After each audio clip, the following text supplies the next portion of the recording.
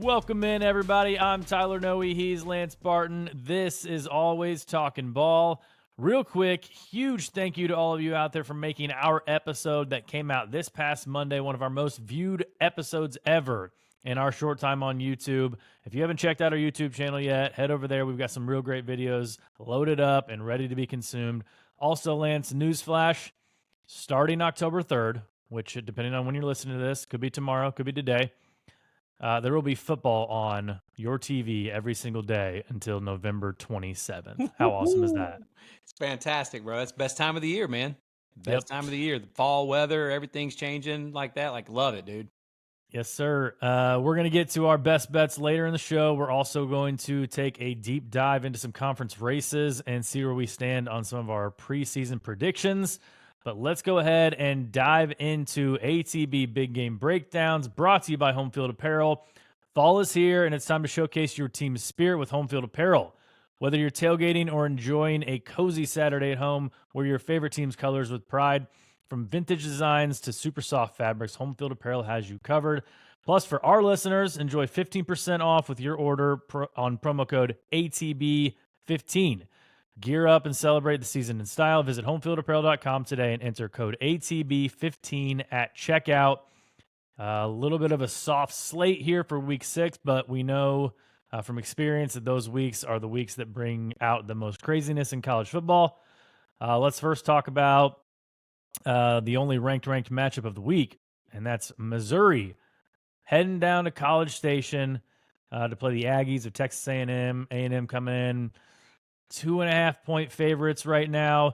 Top 10 teams that are listed as underdogs against teams outside the top 10 have struggled lately, going 5-14 straight up and 8-11 against the spread since 2021.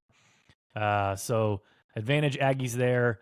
I think A&M has kind of become a running team. You don't really know what they are at quarterback, and Marcel Reed likes to run the rock a little more than Connor Wegman did. And so they want to they want to control the line of scrimmage. They want to take the air out of the ball. We kind of know what Texas A&M is now.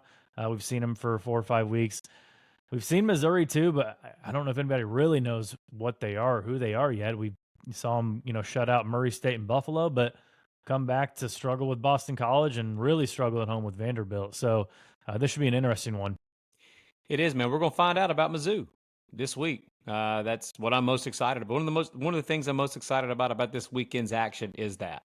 Obviously, I live here in St. Louis, Missouri, so I've got a lot of friends here that are big Mizzou fans, and they haven't been the biggest fan of the fact that we haven't had them ranked as high as the poll that shall not be named. And obviously, that poll started dropping them a little bit as well the last couple of weeks. But it's just interesting, man, because, we're this far into the season, and a lot of these teams we feel like we know quite a bit about, and there's a lot that we don't.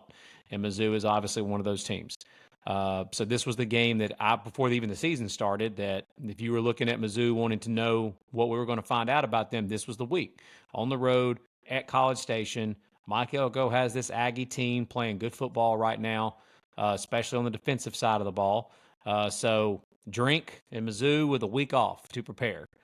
We talked about their last game out. They did what I think coaches would say is a dream scenario, which is when you play somebody that you should spank and you don't, and you play bad, but you still find a way to win. After that, instead of losing the game and dropping it, you still win the game and you have a lot to coach on. And he had 2 weeks. They've had 2 weeks, 2 weeks to prepare for this game and to correct some of the mistakes that they were making. One of the questions I want to ask you is, and I haven't, taken a huge deep dive into his numbers yet or anything, but doesn't it seem like something's been off, man, with Brady Cook this year so far? I really can't put a finger on it either. The fact that, and we've talked about how he's been targeting Theo Weiss more. We talked about how he's, trying to get the ball to Luther Burden, but hasn't been able to. And probably because of the fact that we haven't seen him in a couple weeks, we're kind of just, again, questions are more present this year than obviously they were at the end of last year. Yeah. And I mean, Cook's he's been solid in the run game. Like I said, he's another one that is people don't really think, I think outside of Mizzou, I don't think they really think of Brady Cook as like a dual threat quarterback, but he is. He's got some wheels on him. He can move. And he's not going to be Jalen Milroe running around or something, but he's got good enough wheels to make you miss in the backfield, to prolong plays, but also, get some rush yards as well, which he's going to need them this week against that A&M defensive front. We know how good this A&M defensive line is by getting pressure on the quarterback. Nick Scorton has been as good as advertised through the first few weeks of the season. It seems to be getting better and better each week. But the biggest mismatch in this game, like on paper, if you're matching up like player on player, would be the Mizzou wide receivers versus the Texas A&M defensive backs. Yeah, they're going to have that advantage against a lot of teams. Exactly, because Mizzou's got some of the best wide receivers in the country, the overall core in general, and arguably the best in the country in Luther Burden and LB3. So can Brady Cook push the ball down the field to get the ball to those receivers? Because lately, Mizzou has had to start, like Kirby Moore and them has been scheming the fact giving Luther Burden is getting him the ball in the short passing game and letting him work, because Cook has had trouble getting the ball down the field to him. If Cook can hit some deep shots, I think Mizzou wins this game in College Station. But I haven't seen anything yet that tells me that he's going to be able to do that. Also, too, Boston College has a pretty solid running game, but I don't think Boston College overall, up front, the plethora of overall the stable of tailbacks that Texas A&M has, Marcel Reed obviously adding to that run game from the dual threat from the quarterback position as well. This will be interesting to see, can Mizzou hold up defensively against the run against Texas A&M. And I think too that I know that A&M's probably weakness on offense, I guess you would have to say, would be their receivers, especially after that Notre Dame game. That's what we felt like we saw. But matchup wise, it's just like you said it at the beginning. I just don't know what this Mizzou team is yet. Yeah. And this is their opportunity to do it. If they go into College Station and take care of business, that'll get my attention. I know A&M's ranked 25th. They're not ranked super high or whatever, but I still, power rating wise, like teams that you think that line up on a neutral field versus so-and-so, A&M's higher than 25th. You would probably say that. So I think we're going to find out more about this Mizzou team in this situation. Obviously, too, Mizzou wants to run the football. That's what they want to do. They don't want to throw the ball 40, 50 times a game with Brady Cook. They want to run the rock. We saw that last year with Cody Schrader. We're seeing that this year with Noel and Carroll in the backfield. Can they have success in the run game against this A&M defensive front? Because A&M last week against one of the best rushing teams in the country on paper, Arkansas, A&M held them majorly in check last week. So, I don't know, can Mizzou – it'd just be interesting to see what Drink has dialed up in the bye week and what their game plan is going into this game. But they've got to get the downfield. They've got to be able to – and again, their weapons that they've got on the outside, they've got to be able to utilize them in the downfield pass game and hit some explosive plays. If they can do that, they win this game. If they can't, I don't think they do. Yeah, I think those weapons on the outside are going to open up that running game a little bit more for them. We saw the holes over there against Notre Dame with their young offensive line. I think Missouri's offensive line is a lot more seasoned and talented than Notre Dame's at the moment. And again, you talked about Carroll and Noel. If they can get holes, they'll be there. Those shot running plays will be there. They start running the ball a little bit, then the shots downfield to the wide receivers are going to be there. So they got a talented offense. They just got to put it all together. I think this game is more important for Mike Elko than that first Notre Dame game. That was, first game of the season of his tenure. It is what it is. Now you're coming in again, 2.5 point favorites, 3 point favorites, roughly the same as you were against Notre Dame. You're already 2-0 in conference. You got a chance to go 3-0 in conference. Yeah. You get a bye week after this, and then you play Mississippi State. So you could, be looking at 4-0 in conference, hosting LSU in a couple weeks. So I think this is a big one for Mike Elko. Obviously, it's a big one for Drink. They had playoff aspirations this year after last year. And with their schedule dropping one game, it doesn't give them much margin for error after that. So no, I agree. And if Mizzou can get this one on the road in College Station, you start looking at that schedule. And again, there's no automatic. It's not an automatic win for them against Auburn. If Auburn stops turning the football over, they're probably undefeated right now. But if it's no automatic win against Auburn, it's no automatic win in Columbia at South Carolina. It's not an automatic win against Kentucky, obviously at Alabama. So if they lose this game, you can take a look at that schedule and start seeing some a path to where they can't get to 10-2 and be in that playoff conversation. Because with their schedule, Mizzou has to be 10-2 to be in the playoff conversation. If they get this game, then you can really start talking about Mizzou as one amongst those. I know college football fans aren't used to this saying, but I heard Andy Staples and them talking about it the other day. You can start including Mizzou in the bubble watch conversation for the college football 12-team playoff, without a doubt. But this is going to be a good one, man. I think this is going to be a really close game. Obviously, the line of 2.5 tells you that, and I think we're going to get that. I think these are two well-coached football teams. Elko's got A&M playing solid fundamental football right now, and I'm looking forward to seeing how Mizzou attacks that defensive front for Texas A&M. Yeah, and it's interesting, too. This game's a noon kickoff, 11 a.m. local time down in College Station. So, interesting timing on that one. But let's stay in the SEC. Ole Miss traveling on the road after that loss last week to Kentucky. They're going to Columbia. Tyler, what? Let me check. It says it's it is October, yeah. October the 2nd. Wait, so what is it? It's not October. I'm sorry. It's what? It's not October. It's Cocktober, baby. It is Cocktober. Yep. Oh man, you got to dude. If I was a South Carolina fan, I think I would just have like a T-shirt for every day to just walk around that says Cocktober on it throughout October. Sure. But yeah, man, go ahead. Sorry, I had to throw that in there. No, I mean South Carolina again, home dogs. Same situation they were at against LSU. And this game, obviously, it's a little later. It's at 3:30. So a little more time to get lathered up down there in Columbia. And they will be excited for this one. This is their last marquee home game of the year, really. And they were so close against LSU. If Lenora Sellers doesn't go down, they maybe win that game. And, you got to think this is an elimination game for Ole Miss almost with the schedule they play. It is. It's an elimination. Well, I guess if they go 10-2 with a win against Georgia, maybe not. But it'd be close. You're right. It'd be close. Yeah, and crazy things happen, and maybe they sneak into the SEC championship game with 2 losses, and so. But as far as like at-large hopes, this might be an elimination. You can't lose 2 in a row to Kentucky and South Carolina at the beginning of the year.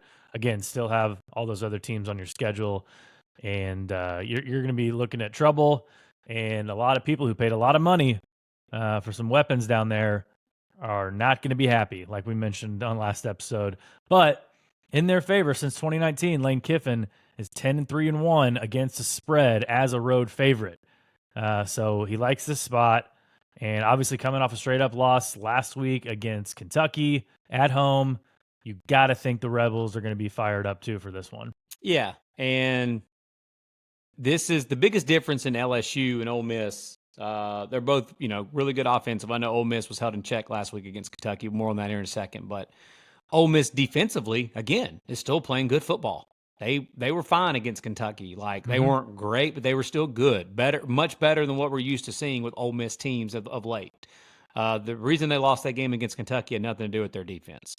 You got to think, too, with South Carolina, with getting a bye week and stuff, getting a little healthier, having 2 weeks to prepare for this one. You saw, now back to what we were talking about what I was mentioning a minute ago, Ole Miss really struggled, man, with the physicality that Kentucky brought to Oxford last week. Just strange seeing a Lane Kiffin offense, as good as this offense is, with all the talent that they've got, how pedestrian that they looked. Trey Harris was it. He was the only one. He was the offense, and that was it. No run game, nobody else in the pass game, nothing else. But South Carolina's defensive line, again, if you haven't seen them yet, they're legit. They are. LSU, again, is one of the best offensive lines in the country, and South Carolina worked them a lot. But in that second half, LSU and Nussmeier started lighting it up a little bit against South Carolina. So it's with South Carolina. Are they the defense that we saw in the first half against LSU and against Kentucky? Or are they the defense we saw in the second half against LSU? So, I don't really know the answer to that. But I do know that Columbia will be, again, there'll be absolute scenes there in Columbia. The atmosphere will be out of body. Sandstorm will be rocking. As far as matchup is concerned in this game, I mean, really, like, I know Kiffin and that bunch wants to run the rock. They do.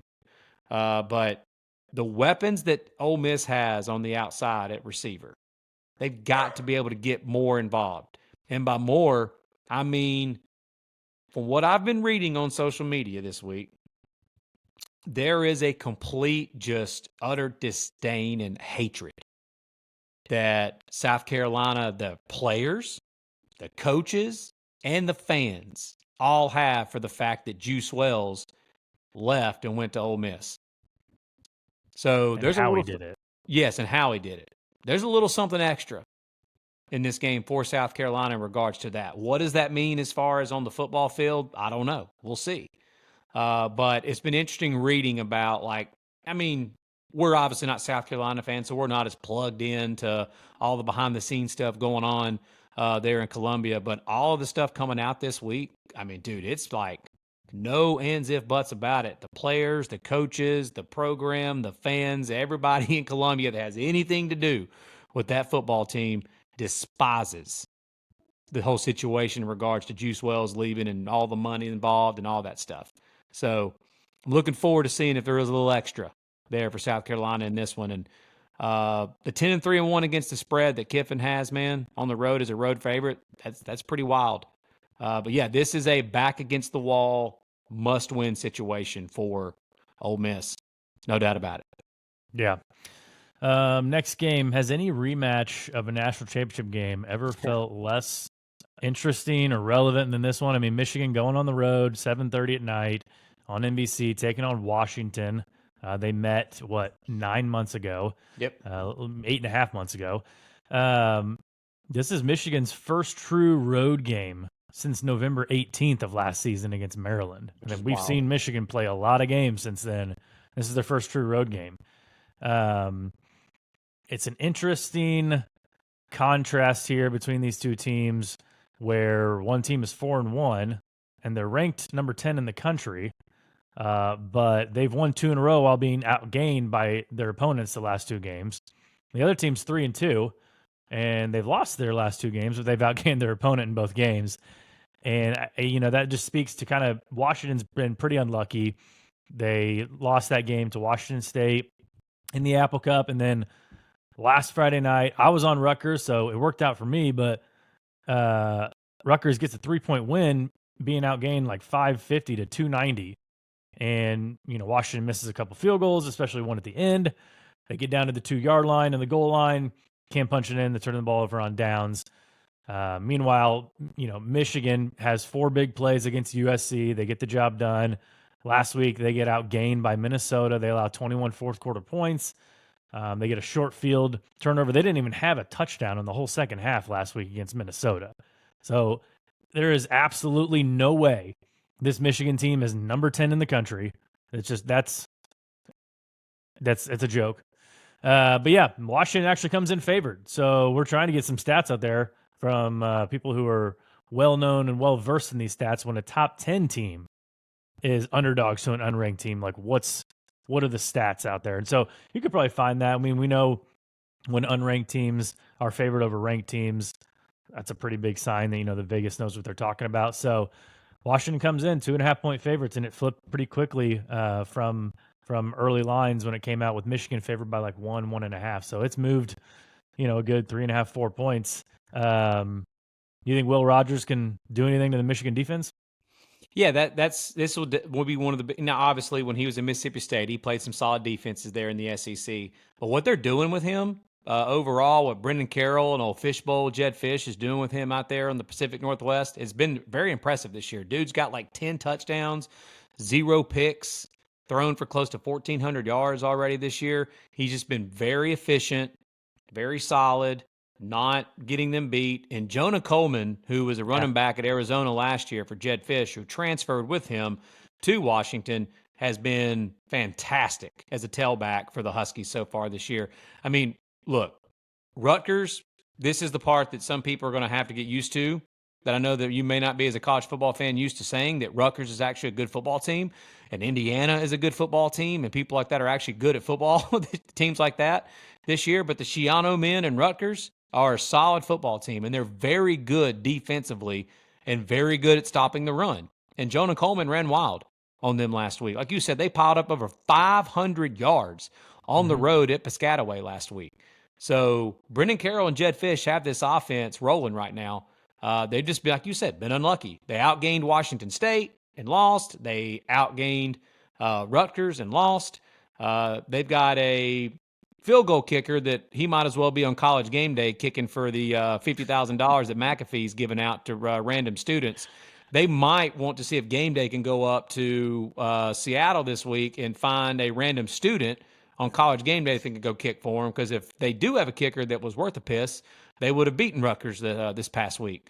But they went up and down the field and just couldn't get in the end zone against Rutgers. So this is one of those, I haven't pulled the trigger yet, but we saw last week, I think it's like, we'll have more stats that we follow us on all of our socials. We'll give it out this week because we know the Bear will throw out the stat, no doubt about it, as part of his Bear Bites. But I think it was like 18-6 going into the BYU Baylor game this past week, when the unranked team is favored against a ranked team. The unranked team that is favored was 18-6 the last 24 times against the spread, and obviously that means they won because they're favored.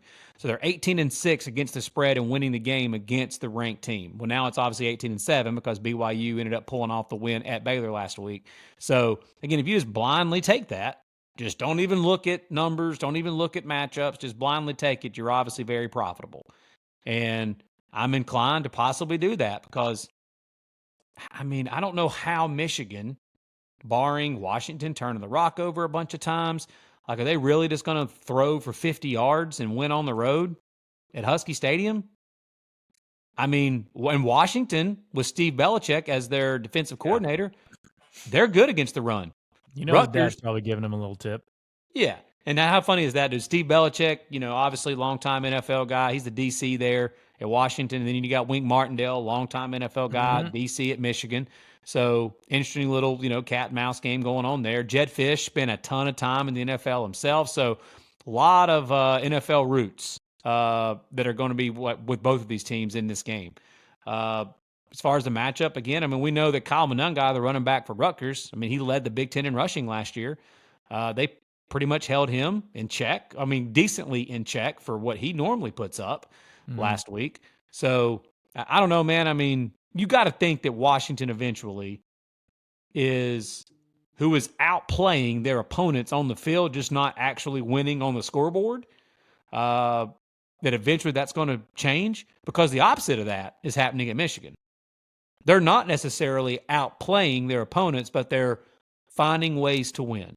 Obviously, I would rather be the one that is not outplaying my opponents and is finding ways to win, because at the end of the day, it's about winning games. So you've got water eventually finds its level. It does. It does. So, I mean, again, follow us on our socials. You might find Washington either money line or -2.5 for me, but I haven't been able to quite pull that trigger yet. But this being Michigan's first true road game, no ability to throw the football really at all. If Washington can somehow just slow them down, and if they don't turn the football over, they're going to win this game against Michigan.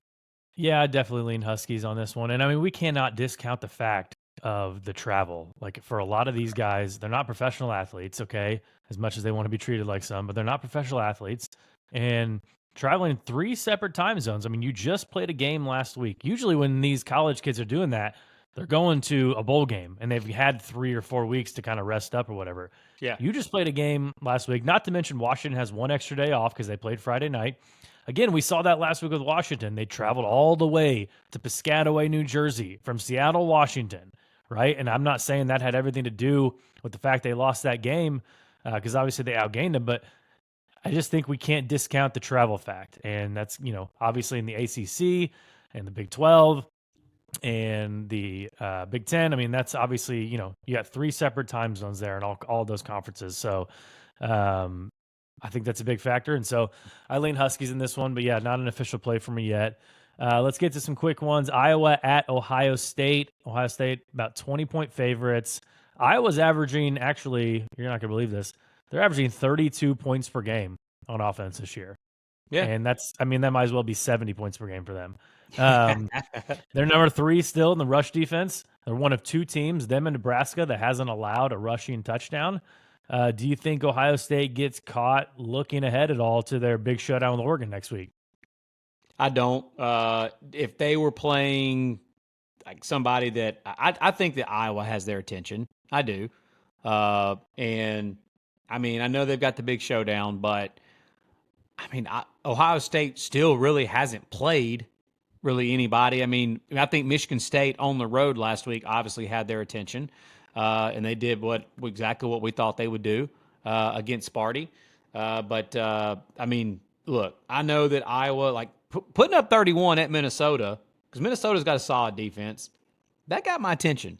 Yeah, A little bit with this offense. It did, but still, let's be real here. This is no disrespect to Minnesota. I would say this about probably about 85% or more of other teams in college football. This is not this Buckeye defense and this Jim Knoll defense. It's just not. I got a little nugget here. I did a little digging on this because, I mean, that's a healthy line at 20.5. That's a boatload that the Buckeyes are laying in this spot. And the old famous saying that old Doug Barton always says, that line's there for a reason. They're trying to tell you something when a line's like that. So I do know, because last year there was a time that I did go against Iowa when they were getting a lot of points and the team ended up covering against them. I did a little digging last year on this, so I went back and found it again. So 1, 2, 3, 4, 5, 6. The last 6 times that Iowa has played one of the, I'm talking about upper echelon teams like Ohio State. I'm going to give you the examples here. In 2021, they lost to Michigan 42-3. In 2022, they lost to Michigan 27-14. I'm going to come back to that one in a second. 2022, Ohio State lost 54-10. 2023, Penn State lost 31-0. 2023, Michigan last year lost 23-0. 2023, Tennessee in the bowl game lost 35-0. That is an average score. If anybody's at home want to know the math on that, it's about 36 points per game given up and scoring 4 points per game in those matchups. The 27-14 game, the one that was decently close, was the only one that was played in the friendly confines of Kinnick Stadium in Iowa City. The rest of them were away from Iowa City, which this game is in Columbus. So point being is, Iowa has done a great job with Phil Parker in this defense, beating up on the old horrible Big Ten West offenses that couldn't hardly complete a forward pass. They've piled up those stats really well against those teams. And then when they face the teams that are significantly outmatching them in talent, which is okay because a lot of other defenses do the same thing, they get worked and they don't score a lot of points. So I'm just trying to figure out how. I know Iowa is doing a little better on offense this year. I'm just seriously not even playing devil's advocate. Just tell me your honest thoughts. Do you think this Iowa offense can move the football consistently and score? Not consistent, but can move the football and score against this Jim Knowles Ohio State defense? Nope. I think they're going to have to rely on what they relied on for the past couple of years, and that's Will Howard to throw a pick six or, get a lucky turnover and return it for a touchdown. Yep. And I will say, the thing that worries me about Ohio State in this situation is all those teams that I just went through. I mean, it's Will Howard is probably the least talented, as of right now anyway, than all of those quarterbacks that I just mentioned that were quarterbacking these teams of the past that I just said. Now, ironically enough, I think the 2021 Michigan was a team that won 42-3 against them. I think that was Cade McNamara that was the quarterback for that Michigan team that year. So probably on par with that. But I've just, the team total for Iowa in this game is 12.5. I don't. Yeah, I don't see how they're going to score two. Again, the only way they score more than 12.5 points is if they get a non-offensive touchdown, or if they get multiple field turnovers and kick a couple field goals and kick a couple field goals and a touchdown. Yeah, I think their offense can maybe score one touchdown in this game. But what worries me a little bit with a 20.5 point line is Buckeyes dominate the game. It's never in doubt. And they win the game 24-7. Type deal, 24-6, something like that. Is the only thing that scares me as far as the line is concerned. But I mean, really, the matchup it's simple. Like I'm excited to see what Ohio State Yeah. offensively looks like against this Iowa defense. That's Yep. really it. I don't care what I know Ohio State's defense, what they're going to look like against this Iowa offense. I want to see what the Buckeyes offense and Will Howard looks like against a really good defense that Phil Parker and Iowa's going to put on the field. Yep. Down in Fayetteville, the Tennessee Volunteers, off of a bye week, come marching in to face the Razorbacks, who could very well be 5-0 almost. 13 and a half point favorites. It was 14 a little bit for Tennessee on the road. It's going to be a primetime game. So, the Hogs are going to be calling, we're calling the Hogs that night. So, Josh Heupel, though, again, here we keep talking about his first half spread stat, 51, 22, and 2 against the first half spread. And that includes a mark of 28, 8, and 1 first half against the spread away from home, which that obviously fits his bill. He's covered the first half spread in all 4 of his games this year. And I don't know. I mean, I think it's 7.5 right now. If it gets down to 6.5, that might be an automatic bet, but I don't know how the Razorbacks are going to slow him down. No, so what's scary about this Tennessee team is, man, they really have not, like, I'm not counting Kent State in those games. NC State and Oklahoma. The offense themselves, I know they scored 52 points against NC State, but a lot of that had to do with the fact that their defense just kept setting their offense up. Mm-hmm. They really haven't, like, exploded yet with Nico in the passing game. Haven't had to, because the defense has been so dominant and the running game has been so dominant. Is this the game that with the bye week, that Nico keeps on progressing and they just unleash him and he goes off? I don't know. I mean, I think that obviously that it's just funny because everybody always thinks the Heupel's offense is just sling it all over the place, but no, they don't. He wants to run the football and he wants to play defense. The Arkansas offense, one of the worst things that they have done so far this year is giving up tackles for a loss, but in sacks in general. Taylor Green's taken a lot of sacks, a lot of QB hits, a lot of QB hurries. Ugh. With this Tennessee defensive front that's coming in here, again, you can go look up whatever you want to look up. They are top 5 in about every statistical category on defense so far this year. Tackles for a loss, sacks, points per game, points per possession, whatever. Every one of them. That's what this defense is doing. And I think this is a situation, again, Arkansas wants to run the football with Jaquindon Jackson and Taylor Green. What I'm most excited about to see here is Tennessee's got a lot of monsters on that D-line. What do they look like when there's a legit, like, dual threat type quarterback that can get some yards in the run game themselves, can stretch you side to side, east and west, make those big D linemen run? You got to think that Petrino and that offense wants to run a little bit of tempo here to see if they can get those big D linemen for Tennessee moving east and west and moving side to side and try to tire them out a little bit. And we also haven't seen anybody yet with a pulse on offense. And again, Tennessee has a lot to do with that. Their defensive line being so dominant has a lot to do with it. We haven't seen anybody yet really stress this so-called, maybe, we don't know yet, weakness for the Tennessee defense, which is the secondary, supposedly. I haven't seen it yet because nobody's been able to exploit it because the D-line's just been eating the quarterbacks in the backfield over and over and over again. Maybe they do the same with Taylor Green here. But I've got a bet in this game. I'm going to ask you this before I throw out the bet, though. Do you think, Tyler, that Tennessee is among the elite in this sport right now, this year? I do. Right now, I do. Right now, you do. So do I. I agree. If this were the teams that we believe are among the elite playing Arkansas this week, I'd lay the 13.5. I'm going to lay the 13.5 here. It feels almost like a sucker bet, to be honest with you, because that 13.5 is almost inviting you because it's a friendly number, being under the 14.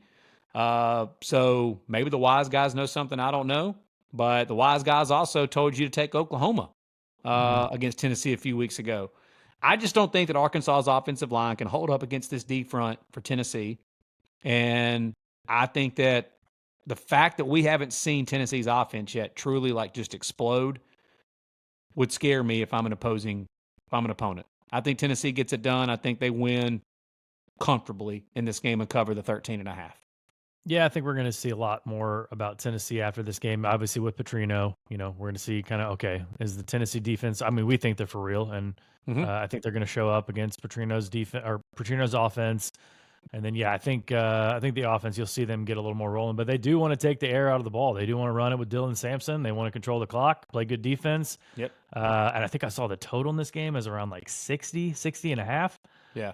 And so I might be looking at the under on that one coming in on Saturday. And the last piece of the puzzle on this game is like diving into the matchup. Again, I should have mentioned this a minute ago when I was talking about, is this the game Nico explodes? Arkansas, look, I've watched Oklahoma State now play 3 games with my own eyeballs, and they're really bad offensively. They're not good at anything on offense. And Alan Bowman and that Oklahoma State offense threw the ball all over them in the second half. I watched UAB against Arkansas go up and down the field a little bit on them in Fayetteville after that game. That could be a flat spot, whatever. But still, I watched UAB have success in the pass game against them. And so, I mean, Arkansas so far, and I watched Auburn go literally up and down the field the entire game. Auburn just turned the ball over like 6 times against them. Yeah. So I think there might be, like, A&M just doesn't throw the ball a lot. So that's not their style of play. So they didn't really exploit that, but they still found a way to win against Arkansas.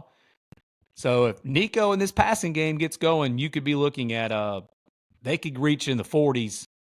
It wouldn't shock me if Nico in this offense somehow reaches in the mid to high 40s, probably maybe even a 50 burger if they get going in this game. Seriously. Okay. Maybe I won't do the under then. Yeah, I didn't say anything a minute ago, but with Petrino and that offense and Tennessee's offensive capabilities with Heupel, I'd stay away from the under. But you know me, I haven't done well in betting this year, so maybe get you some under there. Yeah. Real quick, are things going to get weird ACC after dark out in Berkeley this weekend? It could. I mean, that line for Miami Cal, game day is going to be there for the first time ever. It was at 13 or 14. Now it's down to 10 and a half. Yeah, it stinks out loud. That's a prime spot to back Justin Wilcox. He is a home dog guy. Got to be another bear bite. I don't have like the stat right in front of me, but he's got a really good record as a home dog against the spread. Cal, I mean, man, if they didn't turn the ball over, I don't know, a handful of times, they got in the red zone 5 times against Florida State, came up with 9 points. They should have won that game. They won at Auburn. Miami obviously coming off a game where they just didn't look their best. And they finally played, a team other than Florida, a team that was, fairly good. Florida and Virginia Tech, fairly similar, but obviously Miami's got the bye week coming up next week too. So, maybe they're looking forward to that. Some teams get caught looking ahead to a bye week and get a little relaxation. It's a 10:30 kickoff. And again, things get weird out in California after dark. They do, man. Like I said, I got a lot of Auburn friends that made that trip out to Berkeley last year and just talked about that. Like, it was so strange going from an SEC type, you go to road environments in the SEC, home environments. I mean, it's just ridiculous.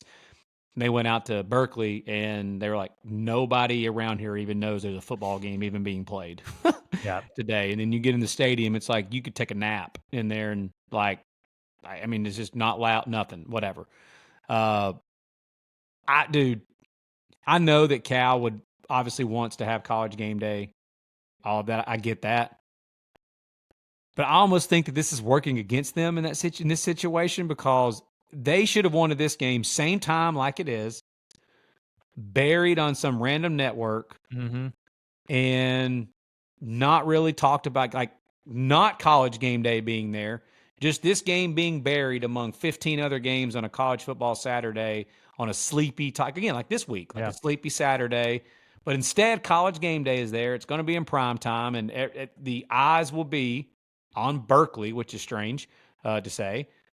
And I think that actually works against them, because I think that Miami will have Miami's full attention because of that in this spot. Could be wrong, and also Miami last week did not play well, very undisciplined, a lot of mistakes against Virginia Tech, but still found a way to win thanks to the Zebras. And they maybe that gets their attention. I Yeah. don't know. I mean, obviously Miami's a lot better football team than Cal, but you're right, man. Justin Wilcox is a hell of a football coach, and against the spread as a dog, he's ridiculous. Yep. So could get weird. It absolutely could get weird. Yep. Ohio State playing Iowa, Penn State playing UCLA, Georgia's got Auburn, Bama's got Vanderbilt, Oregon has Michigan State on Friday night, all favored by at least 20 points. Out of those 5, who should be on the highest alert?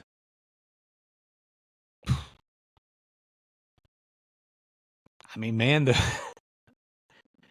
the trap spot out of all of those would be Bama. Yeah. Coming off that huge game against Georgia, going to Vandy, that obviously Diego Pavia and that bunch at Vandy's, that they're a better Vandy football team. I got to think that it would be, I would actually be surprised if Bama isn't a little flat in the game. And we talked about that line on Sunday, right? I said it was 24. You would have thought it had been 27. It's now down to 22.5. So Yeah. obviously people are kind of having the same thinking that you are. Ohio State, Oregon, they're matching up next week. So they both, obviously could get caught looking ahead. Penn State, I don't think they're going to have much trouble with UCLA. But they've got USC on the road next week. Yeah. So again, a look at spot. Georgia, I mean, to me, I don't know if I would say that they're probably they should be on the highest alert, but if Auburn was 4-1 coming in this game instead of 2-3, what would the line be? I mean, it wouldn't be 24, 23.5. It'd be what, 17? I don't know. See, I don't know that odds makers, I think odds makers look at like the game grader type stuff that we mentioned this a lot on here. But do you think the public would bet it down? Right. Yeah. I get what you're saying. The public perception of it would be they would be all over Auburn probably. And Georgia's just coming off. I mean, that was just a physically and mentally draining game against Alabama. This is I guess there's not really a get right spot in the SEC, but they haven't had much trouble with Auburn at home. This is a place where Auburn has just not played well ever. And again, they just can't. And Kirby is trying to talk them up as much as he can, saying they've marched up and down the field. He's right. Yeah, he is right, but if you don't think Georgia's going to have you make mistakes, then you got another thing coming. Yeah, well, first off, here it comes. The old saying, Auburn the last several times they've gone to Athens has absolutely gotten those cheeks clapped in Athens. They just have. It's been ugly. Auburn fans will tell you that as well. It's been a house of horrors for the Auburn Tigers to go to Athens. And then when Georgia comes to Auburn, the old Jordan Hare Black Voodoo magic comes to life, and they give, just like it did last year, and they give Georgia all they can handle. So, I mean, again, if Auburn could just stop turning the freaking football over, maybe it turns into a little bit of a game. But, dude, I think that's an angry group of dogs that they're walking into in Athens Saturday. So it wouldn't shock me at all if Georgia gets on them here. All right, let's get to some talk about some preseason predictions we made, some conference update brought to you by SeatGeek. Fall is the perfect time to catch your favorite teams in action. With SeatGeek, you can score the best tickets to the big games and experience the excitement live. Feel the energy of the crowd and enjoy unforgettable moments this season. Plus, for our listeners, get $20 off your first order with promo code AlwaysTalkinBall. Don't miss out. Head to SeatGeek.com and get your tickets today.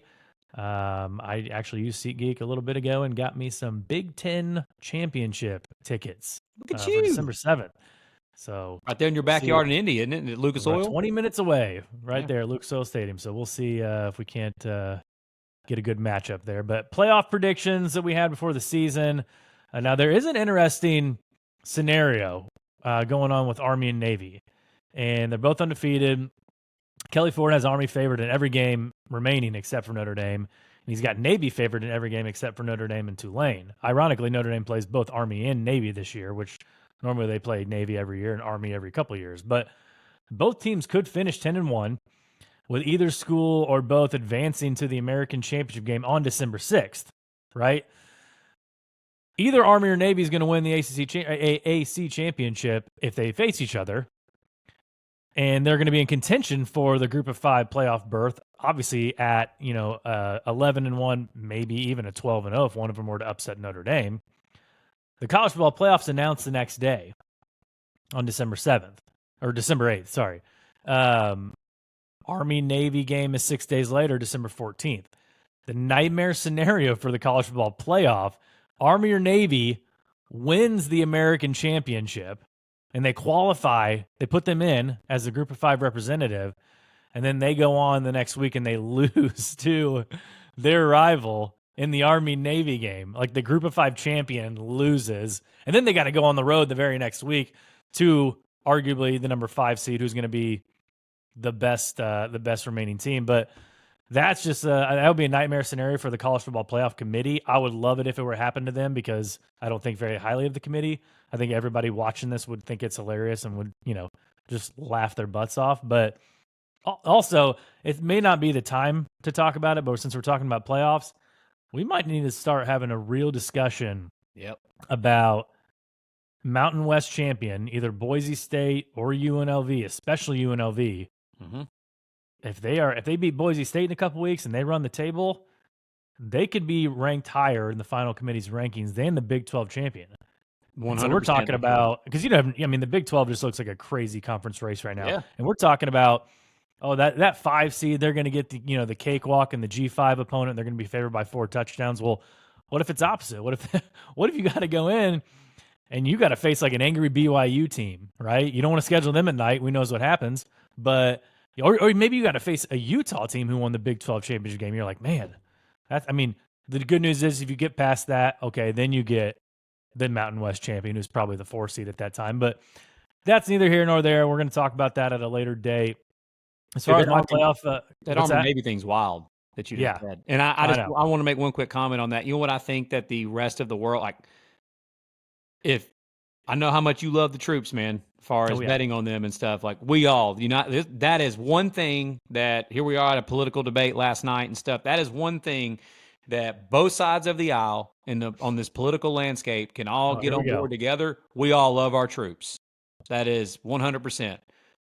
So I think that, like with the scenario, what you just said, if that were to happen, if there is a game where I think that college football fans across the country would truly like not care at all if that happened, like where a team like that Navy, whatever, goes undefeated, wins the American, and they happen to lose the next week, that specific game, the Army-Navy game, that would almost be so poetic in a way, because that game is just kind of like separated. Literally, it is separated on its own after the season's over with, after conference championship games are played. That game is so unique in its own way that would even make it even more that way. But I think that everybody would just come together and to say, like, this game means more anyway than honestly the sport of college football in general. And I don't think anybody would care in a negative way. I'm sure somebody out there would probably try to get some clicks act like they cared. But overall, I think the whole landscape of college football fans would not care at all if it's Navy in that situation, they get upset by Army. They would still be more than fine that game's its own animal in its own way. Yeah. Yeah, and as far as our playoff predictions go, only glaring mistake I've made so far, luckily I had them 11th seed, was Florida State. LSU, there's a lot of people out there that did too. Yeah, LSU, I got them at a 6 seed. Notre Dame, I got them at an 8 seed at the beginning of the season, so they're a little bit worrisome. They're kind of teetering right now. How about you? Well, obviously, I had the group of 5 representative. I went a little against the grain, and I had App State as the group of 5 representative, and they suck. So I just forget that. And I was the same as with you on LSU and Notre Dame. I didn't have LSU. I can't remember where I had LSU. I don't think I had them at 6, but I had them in. Did I have LSU in the playoff? I didn't I? I think you had them at 10 or like 7 or 10, something like that. Okay. Yeah. I honestly can't even remember. And I definitely had Notre Dame in. And which, again, both of those things obviously can still happen. So, the glaring one obviously would be App State for me and Florida State for you. Yeah. Conference predictions, everything we're going to use here. We're going to talk about some like K4 numbers and projections, but ACC, Miami and Clemson look to be the favorites. Good on you for predicting that. SMU and Louisville kind of lurking there a little bit. SMU bouncing off the mat after losing to BYU. You see anybody outside those 4 making a run at the championship game right now? Nope.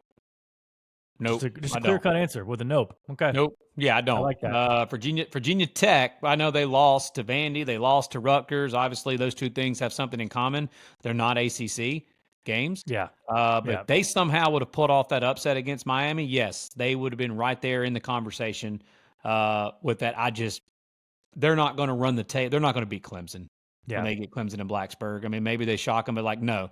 I think Louisville, I personally think it's a three horse race. But yeah, I guess if SMU were to go on the road this week to Louisville, when you actually look at their schedule the rest of the way, yeah, it's possible that SMU could find their way in because of the schedule that they've got.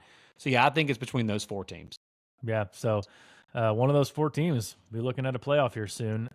Win totals that we had, SMU, I had them over 8. I believe that they are, what's their record at the moment? You know? I think it's 4-1. To the 4-1 or 3-1. I didn't foresee them losing to BYU at home. That was a tough one to take. Yeah, they're 4-1. Yeah, obviously we saw, we thought maybe Florida State would be better, and so I could see them being 4-1 after 5 games, and they get a really tough stretch here in the next month. They got 3 straight road games. Obviously Louisville's good, but Stanford, Duke, those are winnable games. They got Pitt and Boston College at home, Cal at home at the end of the year. I think they can still get to 8, so I'm not holding that one, as a loss again. We both had Duke under 5.5, and you've got pretty strong convictions here that you don't think Duke, who's 5-0 right now, you don't think Duke's going to win another game. I said that there is a definite possibility that they don't win another game. Yeah. So to all we just don't have like access. You do. I don't have access to like all these books that like you in the great state of Indiana and other folks do. But like some of the shows and different podcasts that you like on VSiN and stuff before the year, they told everybody take Duke under 2.5 conference wins. I gave that out on here, but because I don't have access to it, I said we're giving season win totals, so I still gave Duke under 5.5 on the season win. Now they're 5-0. I mean, yeah, they obviously could win another. Like, I think their best opportunity. They still play at Miami. They play at Georgia Tech this week. They still play SMU. They play at NC State. They play Virginia Tech, and they play at Wake Forest. They're going to be dogs. Their best chance to get another win is Florida State. Exactly. So if they Who would have thought we would say that before the season? Yeah. If they lose this, I think they're going to lose to Georgia Tech this week. But again, Manny Diaz and Duke, they're playing solid football right now. North Carolina really screwed us on this one last week. They did. When that happened, I said, well, now it's definitely in jeopardy because obviously all they need is one win. But you would think with under 5.5 that there's no way that you're going to get there when we're only 5 games into the year and they're 5-0. But I just named you all those games. They're probably going to be an underdog in every single game the rest of the way. Yeah. Doesn't mean that they can't win, but point being is that they're projected to probably lose the rest of these games. But they'll probably find a way to get there, but I'm not giving up on this as of right now. If you told me right now you could cash it out for a small price or stick with it, I'd roll the dice and stick with it. I don't know that they're going to win another game. Okay, I like it. I had Wake over 4.5. They're currently 1-3. Didn't foresee a loss at home to Louisiana. Yeah, that one's probably a dead bet. Virginia Tech over 8.5 wins. They've got to win out, which not happening. That's not going to happen. I mean, that loss to Vandy was a killer. The loss to Rutgers was a killer. Yep. We just honestly thought Virginia Tech was going to be a lot better. Had they, reversed that ruling and the Hail Mary was caught the other night, we'd have some hope. But back on. Yep. For Virginia Tech to win out, it's going to take a lot. North Carolina, they sit right now at 3-2. They allowed 70 points to James Madison. They blew a 20-point lead to Duke. So they've got 3 wins. They've got to find 5 more. It can be done. So I'm not, holding it out, but there's something's wrong in Chapel Hill with Mac Brown. I don't know, kind of what it just seems like it's almost time for him to go. Yep. And then the last one I had was Virginia, and I had them under 4.5 wins. Well, of course they go out and they get a win at Wake Forest week 2. And so they're sitting at 3-1. So 2 more wins gets it done. Luckily, they got Notre Dame on the schedule this year. They've still got at Clemson, at Pitt, at Notre Dame, and at Virginia Tech. Yeah. Those look like 4 losses. SMU at home, Louisville at home look like losses. So they would have to beat both Boston College and North Carolina at home, which they could very well do. This week's big. This week's big for that one, dude. Yeah, I'm holding out hope on that one too. So you had Duke, you had Virginia Tech, and then you had UVA as well. So and then you had NC State and Clemson. Yeah, I've got Clemson over 8.5. And if you were still listening to this podcast back then, I gave the old quote that Dabo said about he told us last year, if Clemson was a stock, you better buy a stock now. And I said, say less, Dabo, I'm buying it. And I had Clemson over 8.5. And I got some crap from some people after the Georgia game because, Clemson lost to somebody as good as Georgia, and everybody was down on Dabo and Clemson. Now people aren't saying that as much. I feel good about that one. I don't feel good about Virginia Tech over 8.5. I don't feel good about NC State over 8.5. But I still think I can get there with you on UVA under 4.5. This week is big. Big for that one against Boston College. And by the way, the Bear does this all the time, and people like that do this all the time. We might want to talk off air about possibly hedging a little bit maybe in this game against Boston College because it's basically a pick 'em game. Yeah. So this might be a spot for us to possibly get a little hedge action in on it. Yeah. Yep. Let's move on to the Big 12, which is just an insane conference right now. It's America's conference. It's exactly what we thought it was going to be. BYU and Iowa State are at the top of this conference right now, and they are projected, according to K Ford, to get the most conference wins and therefore meet in Dallas in the Big 12 championship game. Let me ask you a question here. Gun to your head, who's the two best teams in the Big 12 in your eyes right now? I mean, I would still say Utah and Kansas State. I cannot wait for that BYU Utah game as well. That's Holy War, baby. Holy War is going to be awesome. But if you look at his projected standings and his projected Big 12, there's as many as 9 teams behind those two that have a decent shot. We're going all the way down to, still 0-2 Oklahoma State, who can't get anything going right now. They've still got Mike Gundy, who always finds a way to win games. You got West Virginia down there. You got UCF. Arizona's sitting up there after their win. So Texas Tech's already 2-0 in the conference. Colorado is already 2-0 in the conference. We didn't think we'd be saying that. So I agree with you, by the way. I would still say Kansas State and Utah are the two best teams. It's still early enough in the year where I feel like we can say that. Maybe Cam Rising will play, maybe he won't. I just don't care anymore to talk about it. Whenever we see him play again, we see him play again. But I think he eventually will come back. If he doesn't, then maybe I change my mind on Utah. But Kansas State, Utah, I think are still the two best teams, and I think Iowa State is right there, breathing down their necks, in my opinion, as of right now. Some win totals that I had this year before the season started. I had UCF over 7.5. I still feel like that could get there. Obviously, losing at home to Colorado was tough. I did not have that as a loss on their schedule. But them going on the road to TCU and getting a win at TCU kind of cancels that out a little bit. Yeah. So I don't feel great. I don't feel bad. I still feel like 8 wins is extremely possible for UCF. I had Iowa State over 7.5. I obviously still feel good about that. I had Utah over 9.5. Definitely did not have them losing on their home field to Arizona. But if you look at Utah's schedule, they can still win every game on their schedule. They have one more mulligan to go over 9.5. I need them to get to 10-2. I personally still feel good about them getting to 10-2. If Cam Rising doesn't play, then I'll change my mind on that. But I still think he's going to come back and play.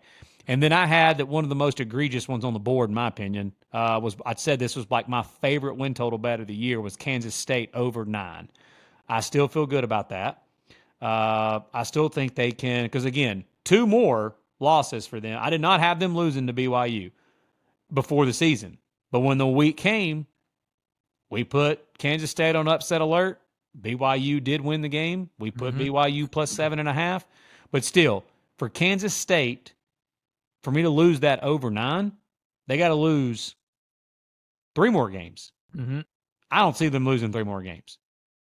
So I feel good about at least a push on that, but I still think Kansas State can get to 10-2.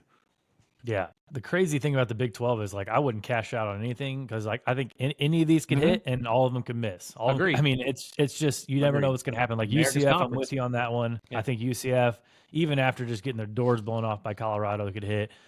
TCU, under what do I have? Under 7.5. Obviously they won at Kansas.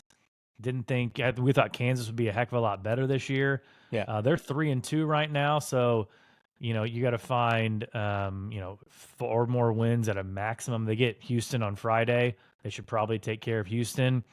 So you had them under 7.5, right? Under 7.5. Then that means they got to win 4 more games. Yep. For you to bust. So that means 4 more games. 4 more games that would get the win. They would finish 7-5. So,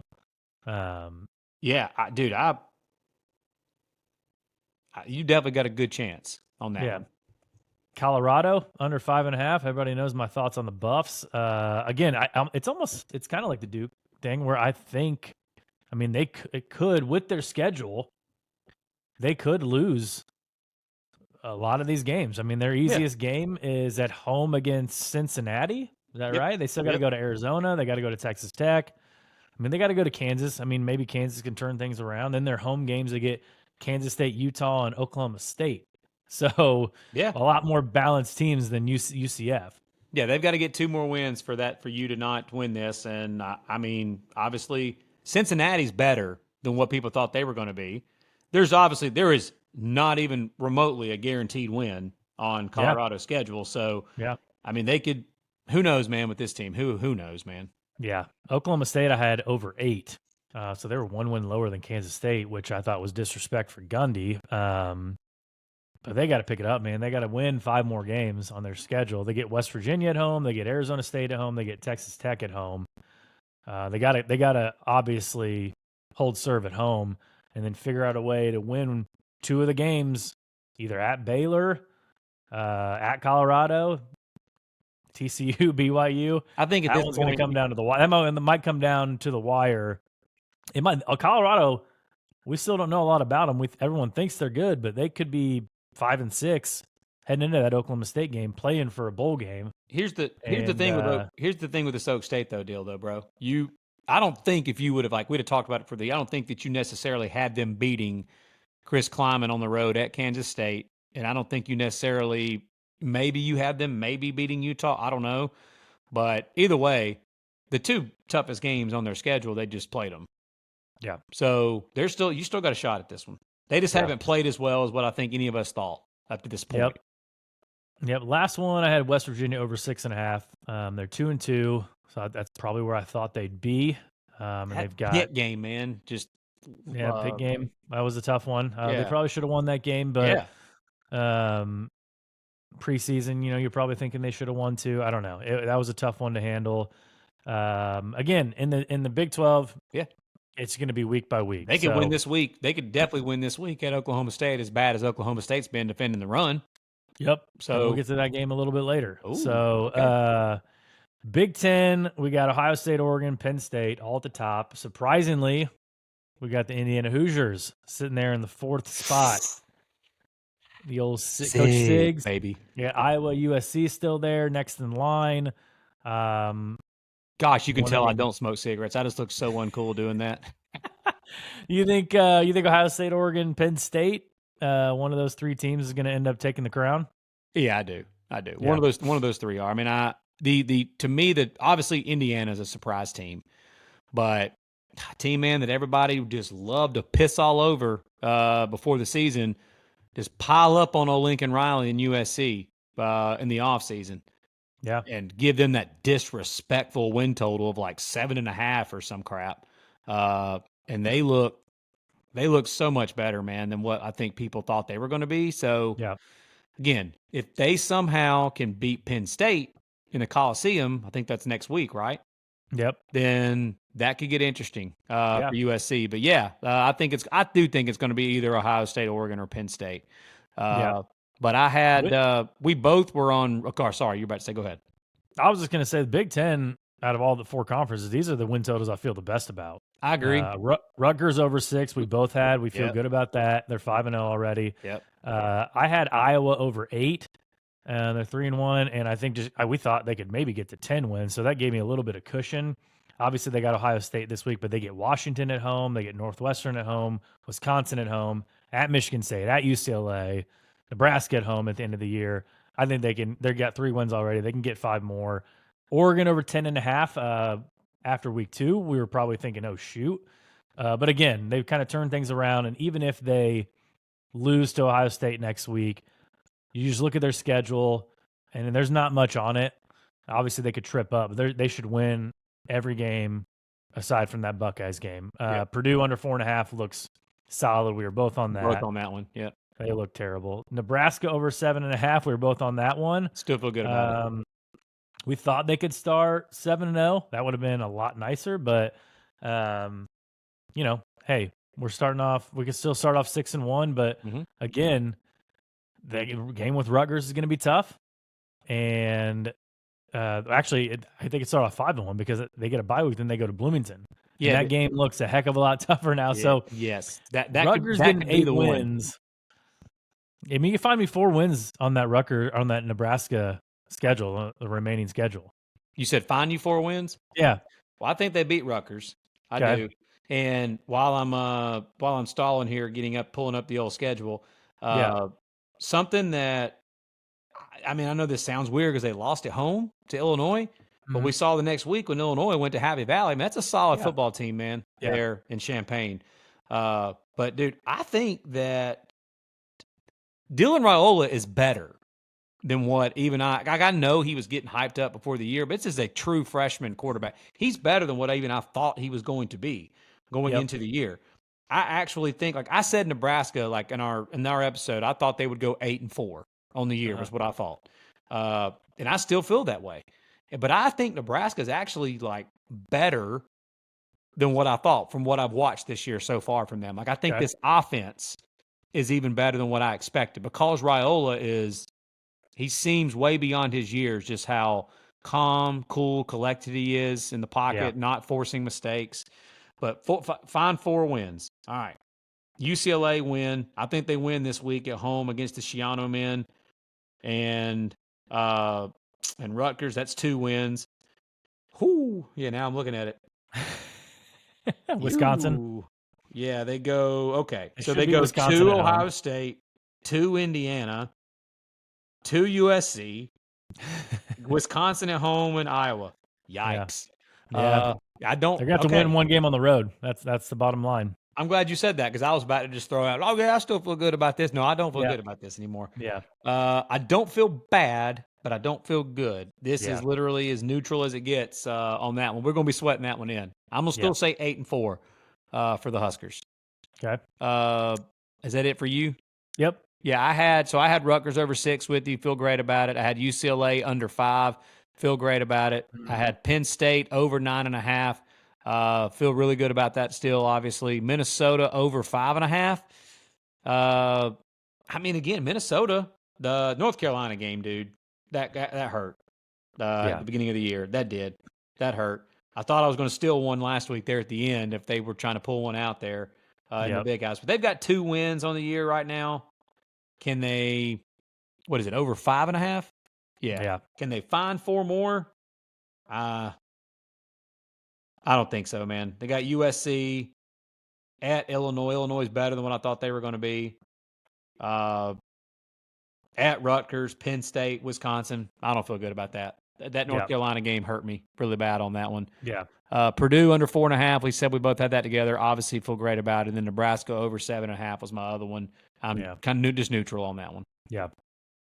SEC, we got Texas, Bama, and Tennessee at the top, and then still lurking there. I mean, is Georgia. Can't dismiss them. Ole Miss, LSU, Mizzou, even A&M, right? I've talked about if they get this win this week, they're going to be 3-0 in conference. And so you get a little momentum. Momentum's a crazy thing in college football.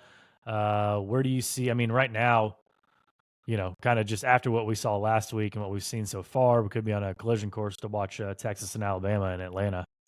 Yeah, we could. I'm still not giving up on Georgia. We talked about that last episode, but, I get it. Right now, I think your tiers in the SEC, I'm not going to go through all of them, but like tier 1 would be Texas, Bama, Tennessee, and Georgia, those 4.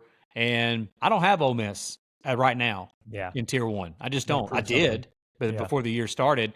But they've played absolutely nobody. And the only team that they've played that was worth a dang, they got beat on their home field against Kentucky as a double-digit favorite. That just can't happen. So in Tier 2, I've got Ole Miss, LSU, Mizzou, and Texas A&M, all four of them together. And Kentucky and South Carolina are right in behind Texas A&M, nipping on their heels, kind of like in their own little deal there in tier 3. Yeah. But it's I had Tennessee over 8.5. You also had that. We obviously feel great about that at the moment. We had Florida over 4.5. We were bold and did that. Now, hey man, I still think they can get there. I mean, they got to win 3 Thank you. If they win this week, it comes down to this week, man.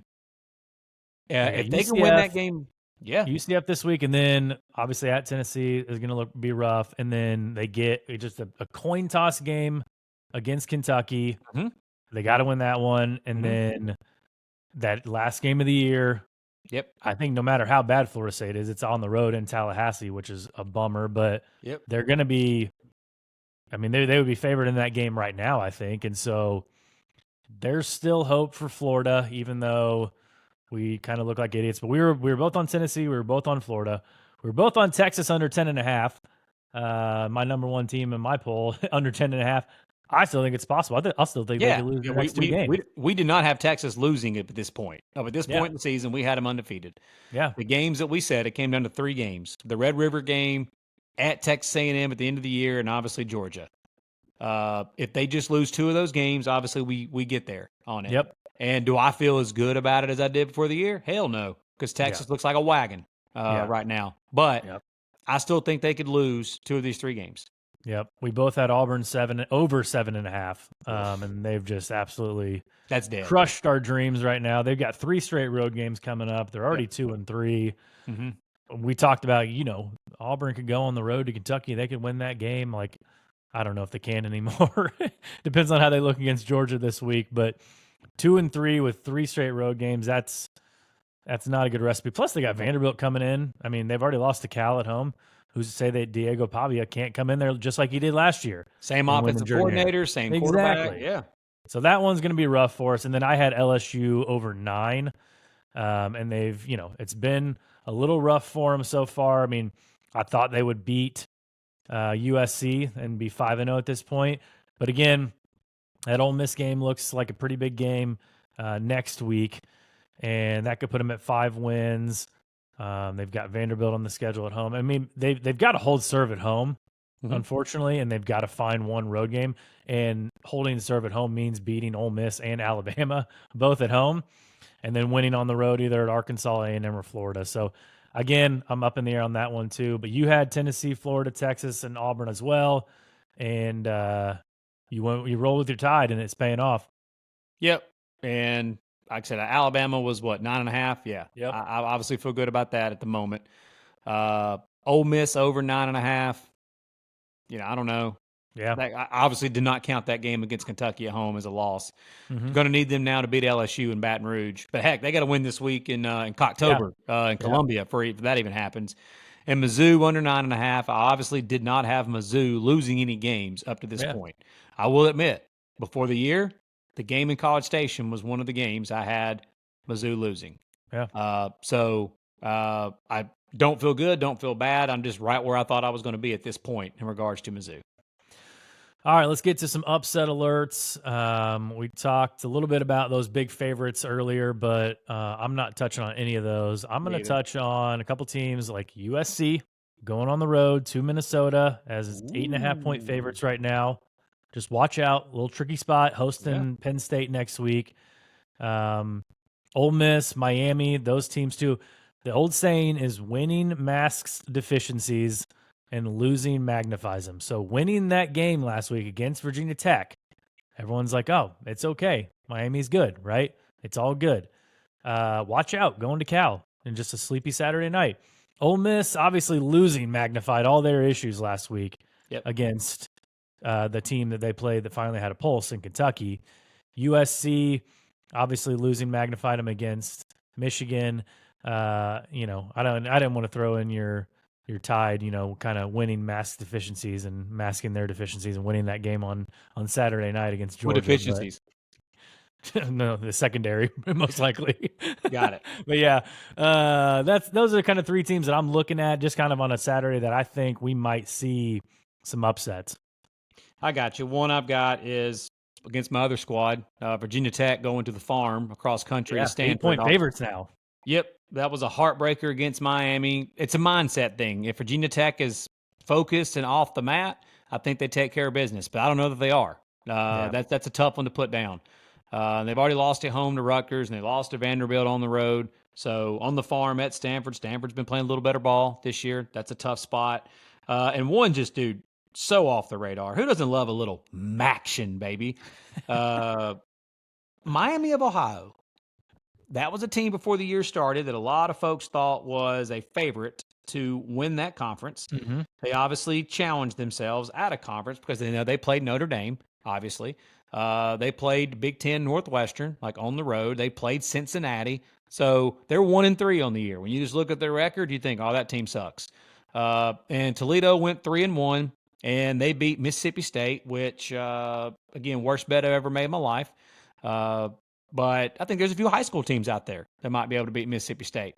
So I think that Toledo laying a touch against Miami of Ohio, I think Miami of Ohio could possibly pull off an upset there against Toledo. I don't think that Miami of Ohio is 7 points worse than the Rockets, personally. Okay. So that was one off the radar. That's the only two I've got. I love the off the radar upset alerts. That's yeah. Great. All right. Best bets time. I gave out 3 bets on Monday. I gave out UNLV -4. I believe it's up to 6.5 now. Sharp. I gave out Army -10.5. It's up to 12. Whoo! Sharp. And I gave out Navy Air Force under 36.5. It touched 34.5 on Monday, and now it's kind of back up to 35. So trying to get those best numbers, man. It doesn't mean anything. They don't get the job done. A couple more that I'm going with. And if you're wondering where I get these lines and why I've got these bets, you can go to the Action Network or the Action app. You can follow me on there, Tyler Noe. Just follow me on there. I put bets out as soon as I make them. One of the bets I made, actually 2 of the bets I made on Monday, Wisconsin -12.5 at home against Purdue. I don't care who Wisconsin has at quarterback. They should be able to beat Purdue by at least 13 points in Camp Randall. And Purdue is in shambles. They just fired their offensive coordinator, Graham Harrell. I just think that, and now the line is, again, it's up to 14. Okay. So trying to get those best Books numbers. are shaking when you enter in those bets on the Action app, bro. They don't love it, man. They don't love it. And then another one I put out that's already moved, UConn, the old Huskies, -14. Timeout, bro. I'm sorry. I don't mean to interrupt. All these games on the board, and me and you match up on one game right now. And it's the UConn Huskies. And it's the UConn. NCAA basketball champions. I've got them with you, man. I've got at the Rent, bro. Temple's on the road at the Rent against the Huskies. What'd you get them at? I got them at 16, man. Okay. I would love to sit here and fit, but I'm not going to do that. We're not going to lie here on this podcast. I got them at 16. I still like them at 16. I would still like them at what they are now at 17 because I got them at 14. And I just think, UConn, if you look at what they've been doing, they beat Buffalo last week by 44. They beat Florida Atlantic by 34. They had a tough one at Duke. They lost that game. Duke's undefeated, though. And Temple, on the other hand, I just played Army, lost by 28. They lost to Navy by 27. They're playing UConn at home. I just think. And by the way, I got a little matchup nugget here for you on this. Yeah, give it to me. Matchup nugget when we talk UConn Temple, baby. Give it to me. Temple is one of the worst in the entire country, like in the 120 something against the run. UConn's top 15 in the country at running the rock. Okay. And I think UConn runs wild on them. And the quarterback, Nick Evers was the quarterback for UConn at start of the year. He was once at Oklahoma, then he transferred to Whiskey, and then he transferred to UConn. He got a little injury bug, and they switched to a different quarterback. And I think all that guy's done is thrown for like 11 tutties and 1 pick. They may just stick with him. But again, UConn's running the football well, and I think they handle business against Temple. Yep. 2 more I got.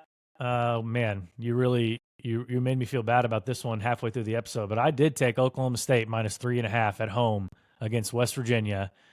And it's purely a bet on Mike Gundy. Over the last 20 years, Mike Gundy in October is 46-25 against the spread. That's In the pride. last 5 seasons, he's 13-3 against the spread. And they've lost 2 in a row. He's got to pick them up off the mat. They still have Ollie Gordon. They still have a good passing offense. I know their defense is just struggling big time. But again, it's a home game in the Big 12. I think 3.5. They can get it done. I also took Minnesota plus 9.5. I just put USC on upset alert. I took Minnesota plus 9.5. It's down to 8.5. USC in games played outside the Pacific Standard Time Zone, they are 19-34 against the spread. And since 2021, 2-1 against the spread. We talked about it a couple weeks ago. Mostly it was against Notre Dame. Well, they went on the road as 6-point favorites or 5.5-point favorites against USC. Lost outright. I'm not saying Minnesota is Michigan, but Minnesota played Michigan pretty well last week. And could get a little bit of a chilly game on a Saturday night in Minnesota. So just watch out for that game. I took Minnesota plus 9.5. Nice, man. Well, like I said, I already gave out Tennessee minus 13.5 on the road against Arkansas. I think the Vols are one of the most elite teams in the country. I think it's a bad matchup problem for Arkansas. Hopefully we don't get any Bobby Petrino magic in this game, but still, I like Tennessee in this spot to get it done, minus 13.5. I already told you UConn a second ago, minus 16 at home against Temple. I think it's just matchup-wise, that's just a horrible matchup for Temple. Yeah. Another game, this was my first bet that I made of the week, only one I made on Sunday. I looked for spots, and there's a couple of spot games on the board, and one of the big spots is Duke just had a huge win at home at the very end of the game against their arch nemesis, their arch rival, North Carolina on the Tobacco Road, and they upset North Carolina. Now they go on the road to a team coming off a bye in Georgia Tech, and they head to Bobby Dodd Stadium in Atlanta and face the Jackets, and I got them at minus 7. And yes, the book started shaking as well, and that line is now up to 10. Actually, no, it's now down to 9. But I got them at 7 on Sunday this week. Another game that I like, SMU has played really good football the last couple of weeks. Since that BYU loss, Rhett Lashley and the Ponies have seemed to figure things out. But I just think this is a step up in class for them going on the road to a team that lost last week. And I left the game after that game thinking that they're actually I thought highly of Louisville in this year, but I thought even more of them after that game against Notre Dame last week. I think Jeff Brom and Louisville got the goods. I got them at 6.5. It's at 7. It's teetering between 6.5 and 7. I got Louisville at 6.5 at home against SMU. I think that when you look at SMU this year, the last 2 games, they've ran the football over 90 times against TCU combined, against TCU and against Florida State. We've seen Florida State. They couldn't stop me and you and 9 others from running the football. And TCU turned the ball over like 6 times and had double-digit penalties against SMU and still managed to score 44 points and throw for over 400 yards. I think Jeff Brom, with his ability with Tyler Shuck and the receivers that they've got with Colin Lacey and Ja'Cory Brooks for Louisville, that they can throw the football and be able to throw for some yards against SMU, and SMU wants to run the rock. Louisville does a good job at stopping the run. They did a good job last week against Notre Dame, holding up against the run. So I like Louisville in that spot at home against SMU, and that's all I've got right now. Others I'm looking at, we'll see if they make the list, but I'm looking at Ohio State. I'm looking at Iowa's team total under 12.5, and I'm looking at Texas A&M and Washington. Or some other games I'm possibly looking at. We'll see if they make the list on Saturday. I love it. As always, look for us Saturday morning on X. We tweet out our plays and our official best bets.